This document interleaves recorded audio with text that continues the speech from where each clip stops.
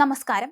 ക്രൂരമായ ആക്രമണങ്ങളും വൻതോതിലുള്ള നാശനഷ്ടങ്ങളും കാരണം യുക്രൈനിലെ യുദ്ധം പലപ്പോഴും ഒന്നാം ലോക മഹായുദ്ധവുമായി താരതമ്യം ചെയ്യപ്പെടാറുണ്ട്. നീണ്ടതും രക്തരൂക്ഷിതവുമായ ഒന്നാം ലോക യുദ്ധത്തെ മറികടക്കുന്ന മറ്റൊരെണ്ണം ഇനി ഉണ്ടാകുമെന്നത് അസംഭ്യമായി തോന്നിയിരുന്നു. എന്നാൽ കഴിഞ്ഞ ദിവസം സംഭവിച്ചത് അതുതന്നെയായിരുന്നു.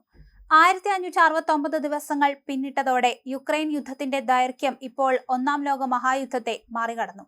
2022 ഫെബ്രുവരിയിൽ റഷ്യൻ പ്രസിഡന്റ് വ്ളാഡിമിർ പുടിൻ തന്റെ സൈന്യത്തെ യുക്രൈനിലേക്ക് അയക്കുമ്പോൾ ഏതാനും ദിവസങ്ങൾക്കകം അവിടുത്തെ സർക്കാർ വീഴുമെന്നാണ് പുടിൻ കരുതിയത്. എന്നാൽ യുക്രൈൻ റഷ്യയെ തിരിച്ചടിക്കുകയും സംഘടനം പരസ്പരം നാശനഷ്ടങ്ങൾ വരുത്തി ഒരു നീണ്ട പോരാട്ടമായി മാറുകയും ചെയ്തതോടെ യുദ്ധരംഗത്തുള്ളവർക്ക് പോലും ഇതിത്രയും കഠിനമായി പോകുമെന്ന് കരുതാൻ സാധിച്ചിരുന്നില്ല.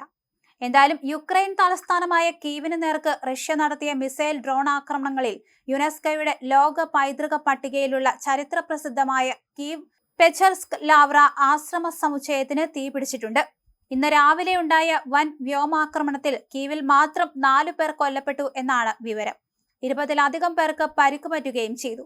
1000-ഓളം വർഷം പഴക്കമുള്ള ആശ്രമ സമുച്ചയത്തിൽ നിന്ന് തീയും പുകപടലങ്ങളും ഉയരുന്ന ദൃശ്യങ്ങളൊക്കെ തന്നെ പുറത്തു വന്നിട്ടുണ്ട്.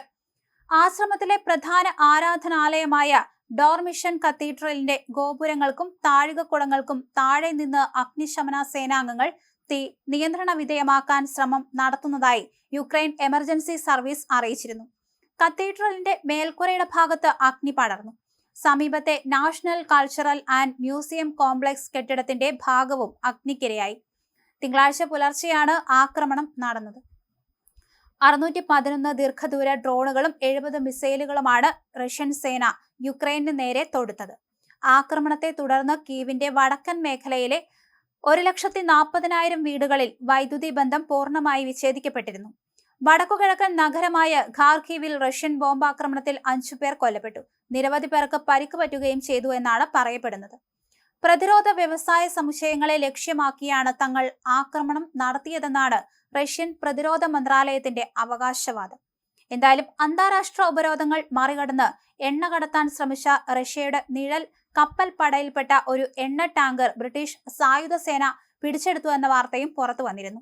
ഞായറാഴ്ച പുലർച്ചെ ഇംഗ്ലീഷ് ചാനലിലൂടെ കടന്നു പോകാൻ ശ്രമിക്കുന്നതിനിടയിലാണ് സ്മിർട്ടോസ് എന്ന ഈ കപ്പൽ ബ്രിട്ടൻ തടഞ്ഞത്.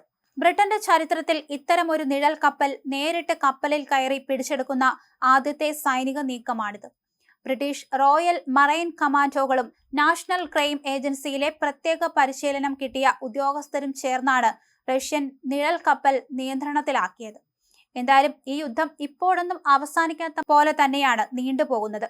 റഷ്യ എത്രത്തോളം തന്നെ തിരിച്ചടിച്ചാലും അതിനെല്ലാം പ്രത്യാക്രമണവുമായി യുക്രൈനും രംഗത്തുണ്ട്. നിരവധി ആളുകളെയും ഇതിനോടകം തന്നെ നഷ്ടപ്പെട്ടു കഴിഞ്ഞു. പലതരത്തിലുള്ള സൈനിക നീക്കവും ഇതിനോടകം തന്നെ റഷ്യയും യുക്രൈനും നടത്തി കഴിഞ്ഞു. നിരവധി കെട്ടിടങ്ങൾ തകർന്നു വീണു.